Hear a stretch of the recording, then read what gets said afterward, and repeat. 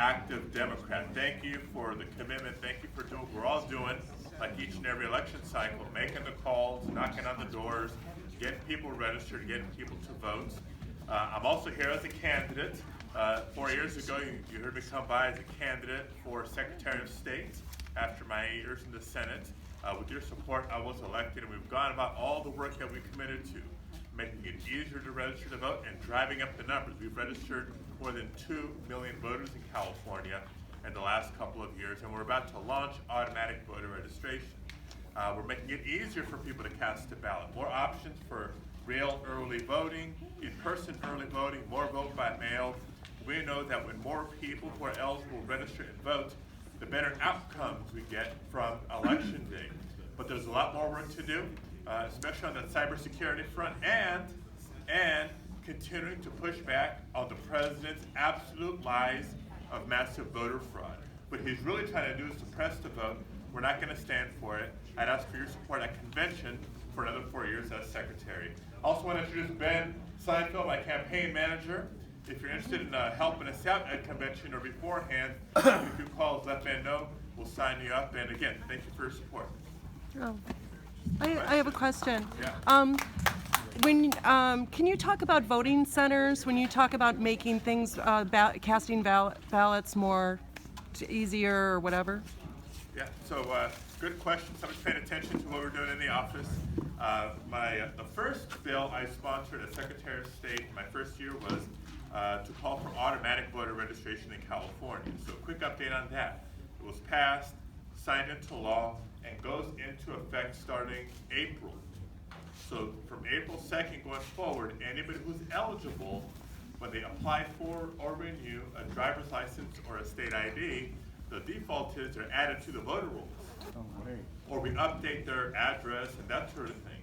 You know, the people who are just that cranky, they can opt out if they want, but the default is you're added to the voter rolls, and we think we're going to add maybe another 1 million voters this year alone, and a couple million and more between now and 2020.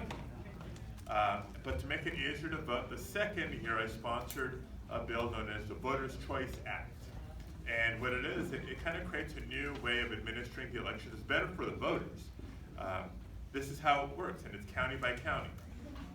A month before election day, instead of getting a sample ballot in the mail, you're going to get the ballot, right? Your official ballot.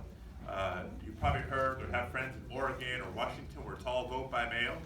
Surprise, surprise, more people fill out their ballot, and then they send it back in. Turnout goes up.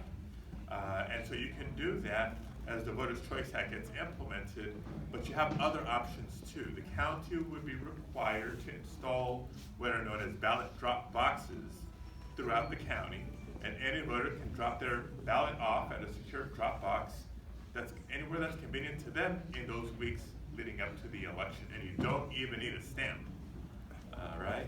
But California is a big and diverse place. You have a lot of folks out there like my mother who insists on going to vote in person.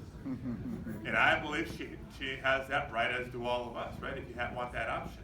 But we can improve upon the polling place experience as we know it. Because when we go vote, we gotta go stand in line, make sure you're in the right line, and when you get to the front of the line, you have to find your name in that poll book.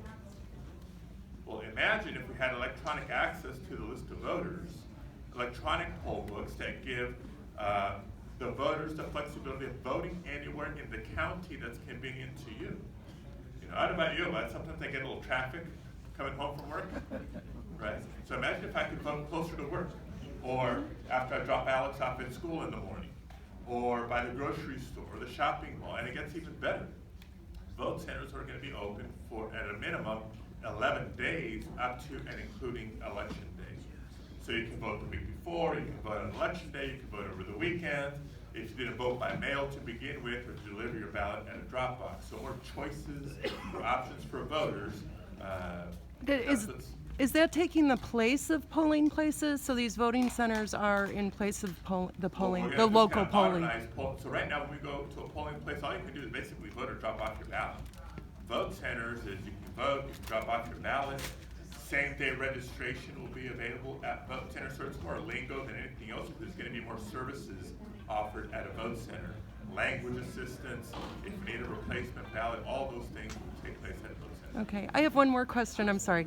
They're good questions. Open source voting, the software that's used.